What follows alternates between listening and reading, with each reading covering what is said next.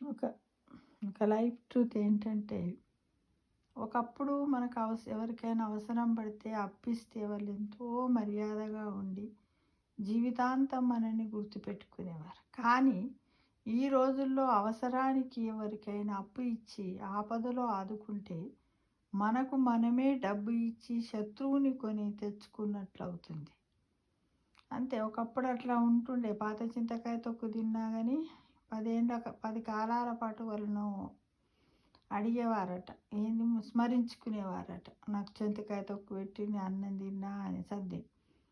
అలానే డబ్బు గూడా ఇస్తే గూడా అలానే వాళ్ళకి దండాలు దండాలు పెడతారట. వాళ్ళకేదైనా అవసరం పడ్డప్పుడు పోయి ప్రేమపూర్వకంగా పనిచేసేవారట. కానీ ఈ రోజుల్లో పాపం ఎదుటోళ్ళు బాధల్లో ఉన్నారనో, లేకపోతే వాళ్ళు అడిగిండ్రనో, వాళ్ళు అనారోగ్యంగా ఉన్నప్పుడు, హాస్పిటలైజ్ అయినప్పుడు మనం డబ్బులు ఇచ్చినట్టయితే, మళ్ళా మనం ఎప్పుడన్నా చాలా రోజుల దాకా చూసి 1 ఇయర్, 2 ఇయర్స్ తర్వాత అడుగుదాంలే అని అంటే మనం ఇచ్చిన డబ్బు పెద్ద మొత్తం అయితే అడగకుండా ఉండలేం గదా! 2000, 3000 అంటే ఏం గాదు. అంతకంటే ఎక్కువ అంటే మనం మిడిల్ క్లాసే కాబట్టి అడగాల్సొస్తది.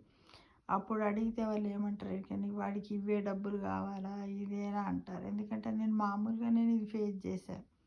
ఒకరు హాస్పిటల్‌కి వెళ్తాము అనంటే కొంత డబ్బు ఇచ్చాను. మామూలుగా ఒక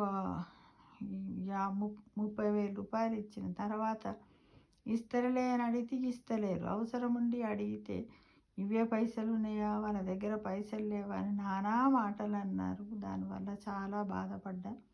అవి రావడానికి కూడా చాలా ఇబ్బందయింది. ఏదో ఒక సాకు చెప్పి మెల్లగా, మెల్లగా, మెల్లగా ఆ 30,000 రూపాయలను నేను తీసుకున్నాను మిత్రమా.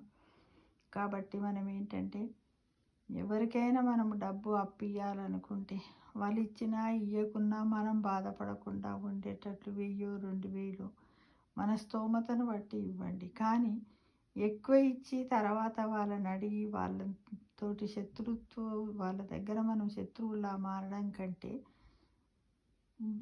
ఊరుకోవడమే ఉత్తమమని నా ఉద్దేశం మిత్రమా.